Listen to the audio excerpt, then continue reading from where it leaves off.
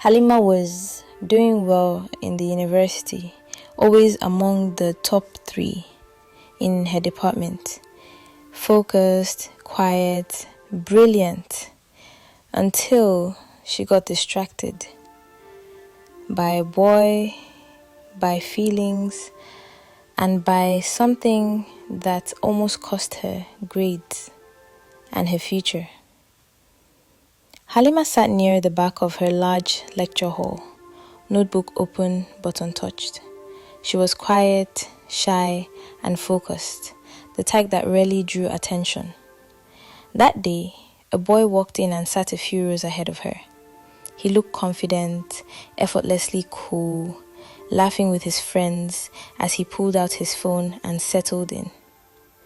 Halima had never seen him before. From that moment, she couldn't stop watching him.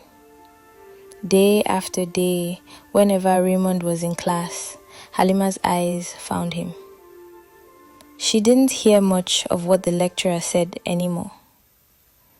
On the 3rd day, she saw him again, this time buying food from a vendor at the cafeteria. He greeted a few people around and walked away smiling, while Halima stared quietly from a distance. That evening, her friend Amaka caught her. "Babe, wetin dey do you?" Amaka asked, grinning. "You don't turn CCTV for this boy wey just enter class last week." Halima smiled shyly and looked away.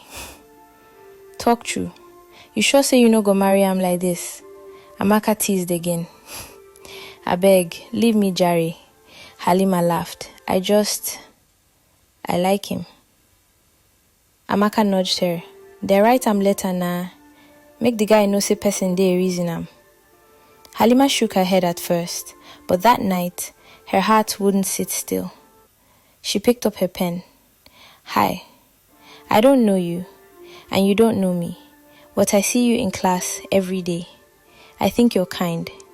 You look like someone who laughs a lot. I don't expect anything. I just wanted you to know that someone thinks you're special." She folded the letter neatly and put it in her bag. The next day at school, Halima gathered all her courage and handed the letter to Raymond outside class. Her fingers trembled. He looked at her, surprised, then gently took it and dropped it into his backpack without saying a word. The day after, nothing.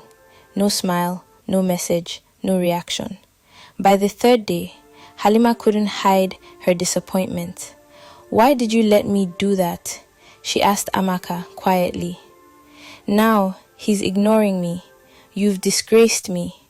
"Na small matter, Joe," Amaka replied, brushing it off. "If him no answer you, na him loss." But Halima still felt the weight of silence. Then, one afternoon, as she walked out of the lecture hall and Raymond walked in, they bumped into each other. Books fell to the floor. They both knelt to pick them up.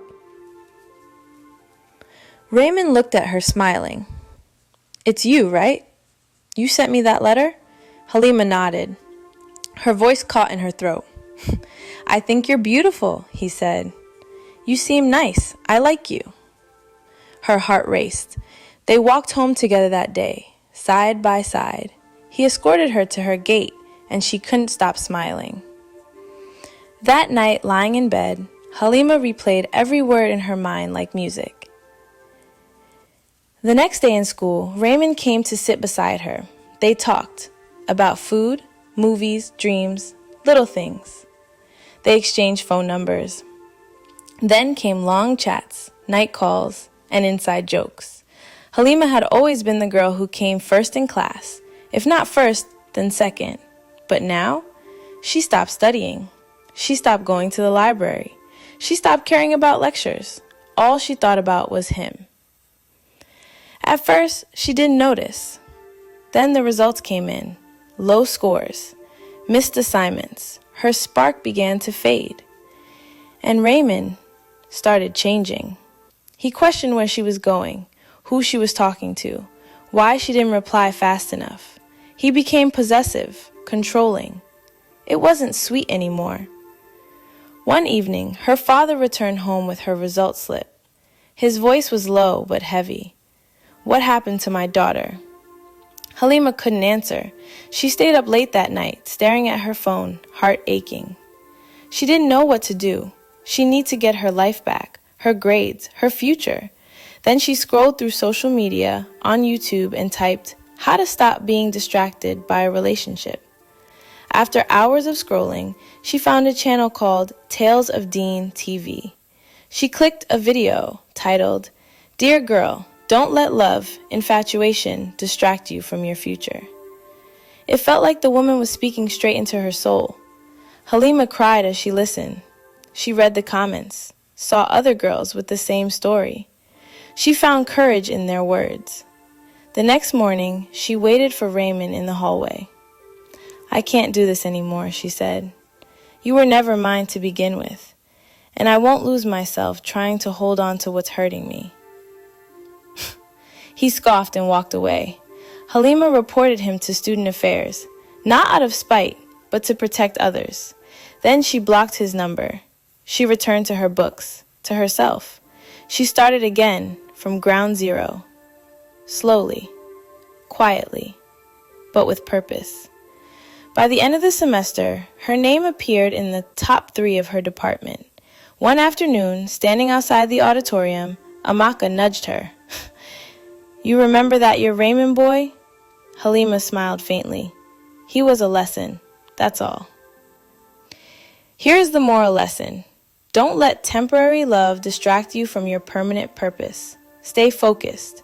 Stay grounded. The right people will never pull you away from your future. That night, as Halima smiled to herself under the covers, she didn't know this was the start of a love that would cost her more than she ever expected. When she got home, she went into a deep sleep, dreaming about her future. Then, a ring from her phone woke her up.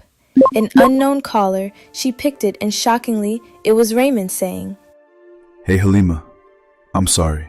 Can we go back to being normal?" Watch out for part 2, coming on Thursday, 7 p.m.